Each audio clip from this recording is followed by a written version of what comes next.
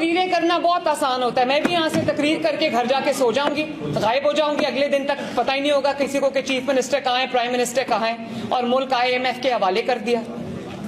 अब जिससे जान छुड़ानी हमारे लिए मुश्किल हो गई है, फैसले करने मुश्किल हो गए, लेकिन फिर भी हर रोज पाकिस्तान में आने वाला दिन पिछले दिन से बेहतर होता है माशाअल्लाह। उसकी वजह है कि नवाज शरीफ साहब भी मेहनत कर रहे हैं, शहबाज शरीफ साहब भी मेहनत कर रहे हैं, और आपकी बहन और बेटी मरियम नवाज भी दिन रात एक किए हुए। आज भी हम 7 बजे से दिन शुरू हुआ है और ये वक्त हो गया, और अभी आपको पता है 4 घंटे का टाइम डिफरेंस है।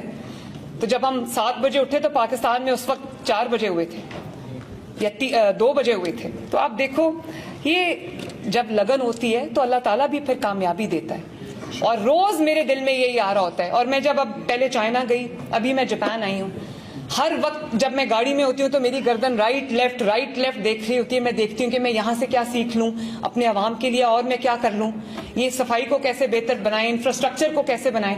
और मैं आपको ये बताऊँ